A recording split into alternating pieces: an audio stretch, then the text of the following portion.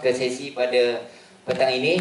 Jadi kepada tuan-tuan dan puan yang dirahmati Allah dan dikasihi Nabi baginda Rasulullah SAW, boleh tanya apa juga pertanyaan migration DNC kepada DD Coin. So saya serahkan kepada tuan-tuan.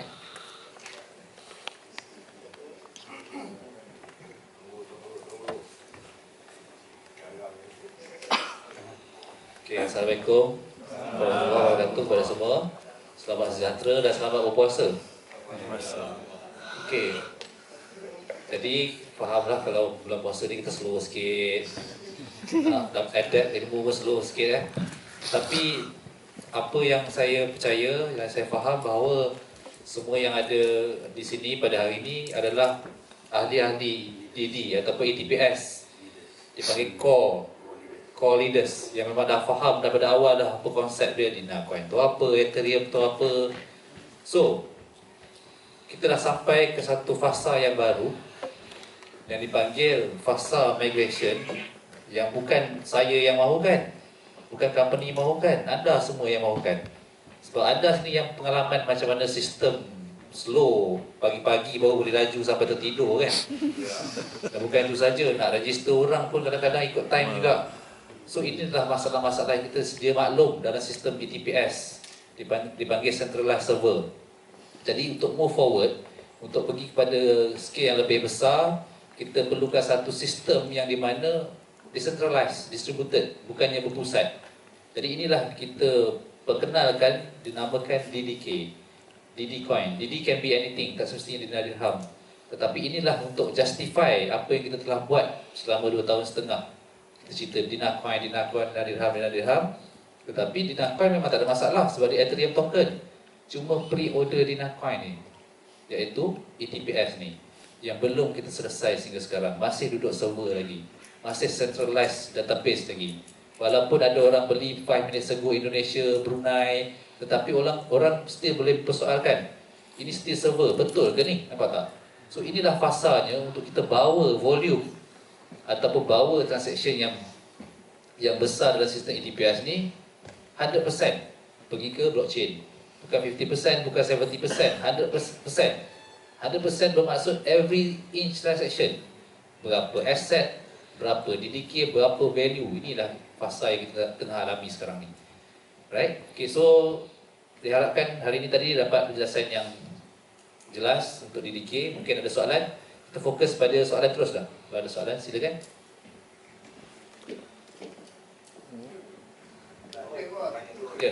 Saya nak tanya tentang staking . Yang staking itu dia akan lock selama 6 bulan kan? Betul kan? Okey. Sekarang ni dia, kalau kita staking tu untuk sekali aja untuk 6 bulan ataupun berhari-hari dia staking? Staking dia beli baru. Dia macam beli baru lah. Kita tak perlu staking, pembeli-pembeli pre-order di Coin tak perlu staking lagi dah. Sebab you all dah bawa daripada sistem BTPS tu ada remaining berapa. Contohlah 2 bulan 3 hari. Jadi dalam sistem DDK dia akan jadi macam ni. Sekejap So kita tahu 8 Jun kan. Okay, lepas tu kita tahu 21 Jun baru on balik kan. Okay, so contohlah sini ETPS kita ada 8 pre-order DNC contohnya.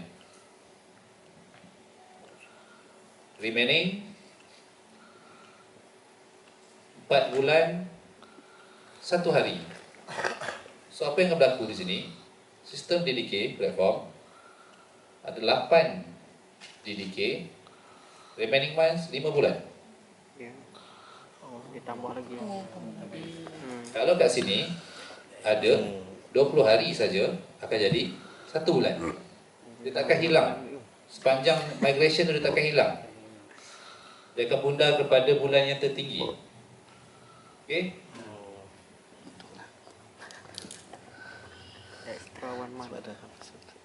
Jadi sekarang ni apabila dah beralih kepada sistem DDK, 8 DDK balance 5 bulan. Tak perlu stake lagi. Sebab dah memang bawa daripada sistem ETPS. Melainkan nak beli baru kena stake barulah. Okay, jadi tugas pembeli-pembeli pre-order di Coin tadi bila dah beralih kepada DDK, tugasnya voting saja. Cukup 4 minggu terima 10%. Right? Okey, mungkin menjelaskan soalan tadi. Terima kasih.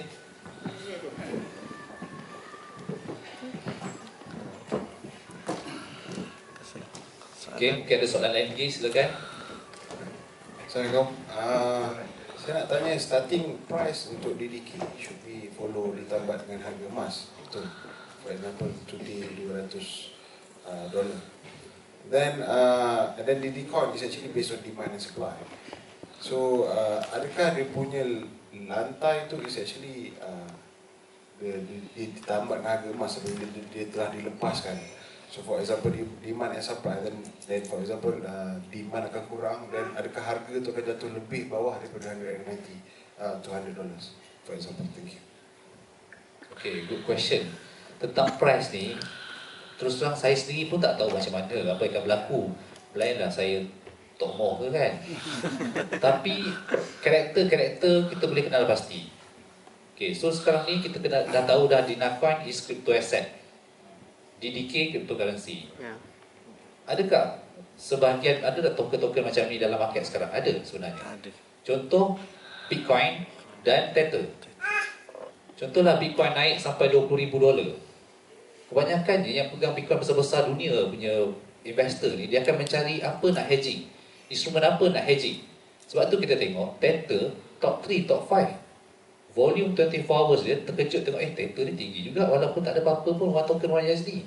Tapi volume dia besar. Why? Sebab apa? Bila dah naik 20,000, pembeli-pembeli Bitcoin yang besar kripto ni dia akan hedging, pergi ke Tether. Bitcoin turun sampai 8,000, dia beli Bitcoin balik. Nampak tak? So super juga macam kita. Dah naik, contohlah DDK ni naiklah sampai $1,200. Contohlah kan, kita pun happy lah 1,000 kan. Tetapi kena ingat, DDK nature dia cryptocurrency, dia akan turun balik $400. Apa kita nak buat? Sebelum turun kita pergi beli Dinacoin. Sebab kita akan ada instrumen DDK/Dinacoin. Sebab kita dah ada token DDK kat tangan. Nak tukar pada apa? Tukar Dinacoin ke, tukar Bitcoin ke. Dia akan ada instrumen untuk allow exchange daripada DDK ke kripto yang lain. Baik? Okay, menjawab soalan. Thank you. Anak saya pun nak cakap.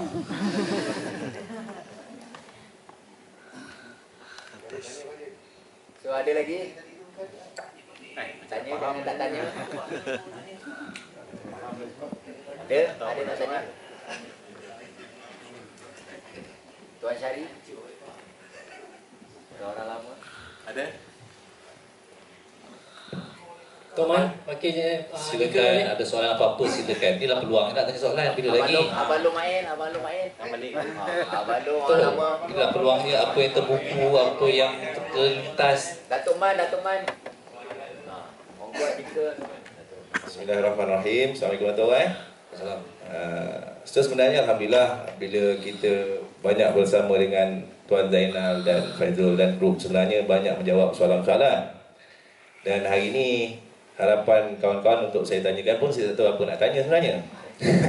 Sebab pada pandangan saya dengan pemahaman yang jelas, perubahan yang bakal berlaku ni sangat baik dan cantik insya-Allah. Sama-sama kita doakan. Jadi tak ada apa-apa soalan daripada saya. Saya buka persoalan ini kepada sahabat-sahabat yang rasa nak tanya. Ni peluang kita ni, datang di jauh ni. Daripada Kuantan, daripada Terengganu, mari.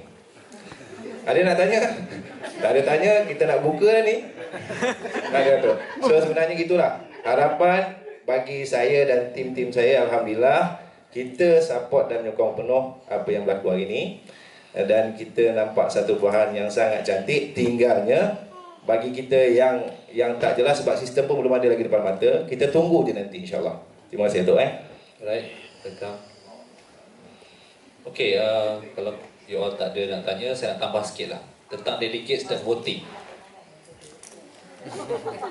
Alright, jadi kita kena faham bahawa selama ni pembeli-pembeli pre-order Dinacoin berpandukan sistem server yang dipanggil ETPS. Jadi server ni dibayar oleh company sewa server untuk menjalankan sistem yang boleh memberikan profit distribution untuk you all mendaftar. Dan server ni kena faham dia ada capacity. Kita dah selama 2 tahun kita dah upgrade cluster of server, tetapi hujung-hujung je upgrade lah besar macam mana pun, dia mesti ada satu laluan saja. Sebab itulah karakter server dia mesti record based by one record lah. Macam mana rekod database berada dekat tempat lain, sedangkan inilah rekod database di TPS. Tetapi apabila kita beralih kepada sistem migration DDK tadi, dia akan ada 101 copy of database yang sama. Nak tukar contohlah, akak ni ada 10 DDK, nak tukar jadi 20 DDK, dia mesti dipersetujui oleh 101 delegates tadi.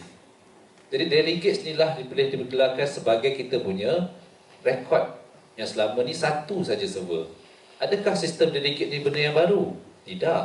Dah ada sistem yang berjaya dah pun, yang dinamakan LIST. LSK dah berjalan 2 tahun setengah. Dah ramai delegate yang apply, 1,600 delegate dia orang ada. Dan kita ni baru bermula. Walaupun kita baru bermula, tetapi kita dah ada users yang dah ada token masing-masing, yang dah ada pasaran yang nak beli dan jual. Jadi inilah fasanya yang di mana setiap user sampai 160,000 orang ni kena memilih, kena voting, menentukan siapa yang you all percaya untuk menerima transaksi fees yang besar ni. Kita ada 150,000 users, nak transfer, nak beli, nak jual. Dulu free, tak perlu bayar apa-apa sebab server yang disewa oleh company itu sudah dibayar. Tetapi sistem DDK, you nak transfer, you kena bayar 0.01%. Kecil lah, dan kecil dari Bitcoin sebenarnya.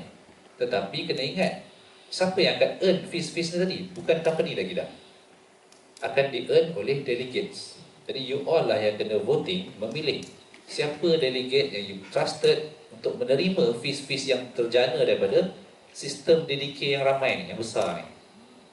Dan akan ada sistem yang dipanggil seperti demokratik punya vote lah. Dia boleh vote, dia boleh downvotekan mana-mana delegate yang tak memberi peranan lah. So ini karakter yang saya ceritakan mungkin you all takkan nampak lagi. Tetapi inilah yang akan berlaku. Sistem dah ada pun, berjaya. LIST dah pernah buat dah pun. Selama 2 tahun setengah sampai sehingga sekarang berjalan sukses. Dan kita DDK ni, kita betul-betul 100% fork daripada LIST. Cuma yang kita tak bawa adalah dia punya token saja, LSK. Kita create from base, zero. Dan kalau you all study dalam buku yang you all terima dalam file tu, you all boleh tengok page 13. Ada dia panggil DDK distribution. Dia ada nombor 1, 45 billion. Nombor 2, dia tulis page 13, page bernama DDK distribution. Jadi kalau dilihat dalam rekod ni, secara jelas kita boleh melihat pre-mine cuma 8% saja. Jadi ada 92% yang belum dicetak lagi. Siapa yang pegang 92%? Bukan saya, bukan company. Tak ada siapa yang pegang pun. Dia akan duduk dalam public address. Contoh macam Bitcoin lah. Satoshi Nakamoto pencipta Bitcoin. Tapi sekarang ni Satoshi Nakamoto tak ada pun around. Tetapi sistem masih mencetak Bitcoin sehingga 21 juta. Sekarang baru 16 juta. Jadi benda yang sama akan berlaku dalam DDK juga. Kita dah pre-mine 8%. So company tak buat apa-apa pun, dia akan sistem akan bergerak sendiri. Dipanggil DAO. You boleh Google DAO, Decentralized Autonomous Organization. Organisation yang bergerak sendiri, yang dikawal oleh siapa? Delegates lah. Siapa tentukan delegates? You all lah. So nampak tak fasa apa yang kita tengah alami sekarang ni? Macam mana kita nak pergi ke next punya phase, supaya kita boleh grow lebih besar lagi daripada apa yang kita ada sekarang ni. Sekarang ni kita ada 160,000 users, 10 buah negara. Macam mana kita nak cecah 1 million users, 1.5 juta users sekarang ni? Inilah fasa yang tengah alami. So kena faham lah, migration proses ni, inilah fasa yang kita terpaksa lalui. Sebab tu kena plan awal-awal, kita pun dah beritahu awal, inilah waktu kita akan tutup sistem. So plan awal-awal dalam lebih kurang 1.5 bulan tu, macam mana caranya nak simpan di Nahcoin tu kat mana, nak convert ke, nak simpan ETPS ke. Tetapi sistem ETPS masih ada. Sehingga DDK wujud pun masih ada sistem ETPS. You simpan saja di NC tu nanti. Dan di NC yang ada tu pula boleh beli DDK. Tapi by limited. Sebab kita tak boleh mencetak DDK sesuka hati. Kita mesti berpandukan token yang ada. Nampak tak market macam mana yang akan berlaku? So DDK akan jadi satu token yang akan bernilai. Dan you all akan tentukan nilainya berapa. Yang bermula harga lantai $190. Sampai satu tahap, selepas 30 hari, semua pembeli pre-order di Nahcoin selama 160,000 ni voting. Jadi first month cetakan cuma 150,000 saja. Cuba tengok page yang belakang tu ada table kan.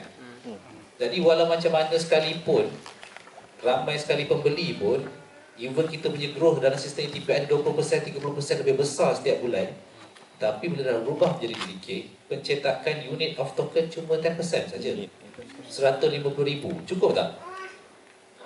Of course tak cukup. Sebab dalam sistem ETPS kita punya growth lebih daripada 10%. Jadi bila tak cukup token dalam market, apa yang berlaku dengan harga? Confirm akan naik dengan limited supply. Jadi inilah karakter-karakter yang kita dah kenal pasti, dah tahu dah pun. Cuma time saja akan menentukan bila kita nak sampai fasa-fasa tu. Right? Okay, so itu saja nukilan saya berceritakan sedikit. Dan saya percaya grup ni grup yang very well educated, sebab kita berada Sifu yang boleh explain, fahamkan tentang teknologi blockchain dan Bitcoin ni. Dan saya percaya satu hari nanti Bitcoin dan cryptocurrency ni akan berubah dunia. Dan you all pun percaya, betul tak? So apabila kita dah tahu benda yang ini, ramai yang luar tak tahu lagi. Ramai yang kat luar sana belum sedar pun lagi. Jadi inilah peluang untuk kita sebenarnya. Right? Okay? Thank you.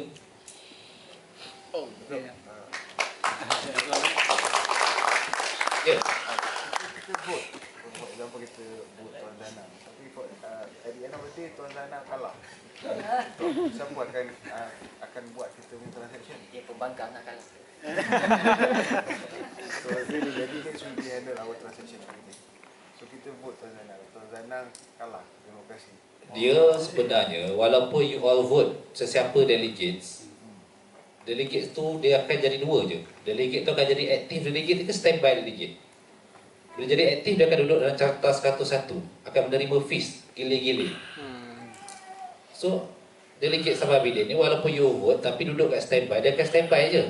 Dia tak akan terima fees, tak akan rugi apa-apa pun. You punya transaction pun still akan jalan.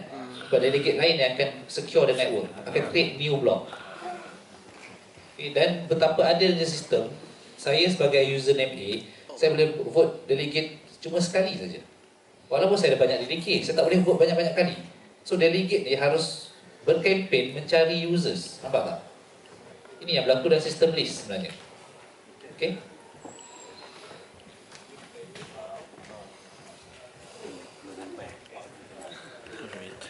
Okey, ada pertanyaan?